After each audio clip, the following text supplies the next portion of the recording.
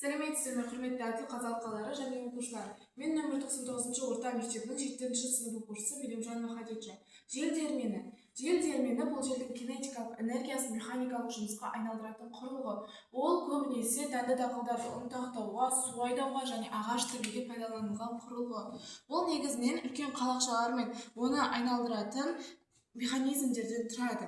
Және де бізде ежелден астық тартуға қолданылса, қазіргі таңда жаңартылған энергия көзі ретінде тұрақты пайдалануда. Біз қазіргі таңда жел диірменін көптеген салаларда пайдаланамыз. Мысалға, астық тарту, су айдау және де электр энергиясын өндіру.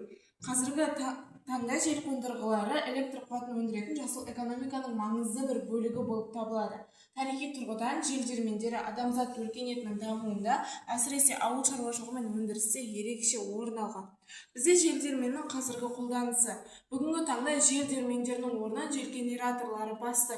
Яғни олар біздің жел диірменіміз сияқты желдің энергиясын механикалық жұмысқа емес, электр энергиясын өндіруге пайдаланады. Осы орайда мен осы жел диірменге инновациялық өзгерістер енгіздім.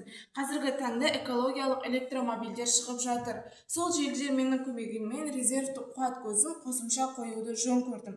Яғни электромобильдерді қуаттауға.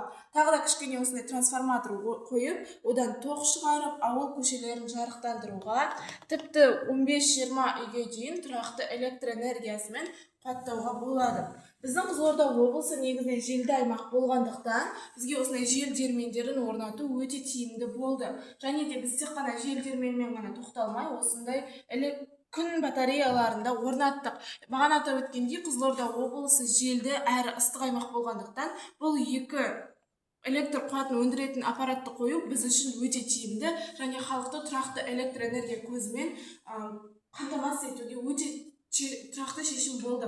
Және де жел диірменнің бізге берер негізгі көптеген пайдалары бар. Бұл экологиялық тазалық, сарқылмайтын энергия, үнемділік, функционалдылық және де энергия тәуелсіздігі, төмен жылдамдықтағы тиімділік, автономды жүйелер. Және ең маңыздысы қауіпсіздік және экология.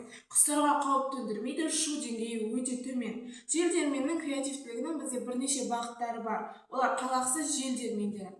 Дәстүрлі жел диірмендердің орнына дірілдеу немесе басқа да аэродинамикалық принциптерді орнату бұл құстар үшін және қауіпсіз әрі дыбыссыз жұмыс жасауына үлкен септігін береді. Эстетикалық және функционалдық дизайн.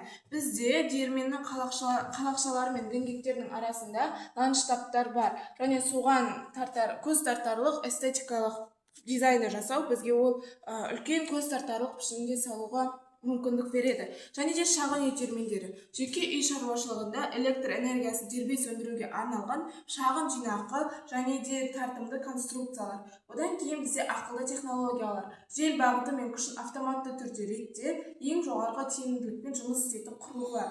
Жел диірменінің эволюциясы оның тек энергия көзі ғана емес, сонымен қатар урбанистік мәдениет пен экологияның инновациялық элементіне айналғанын көрсетеді. Назарларыңызға рахмет.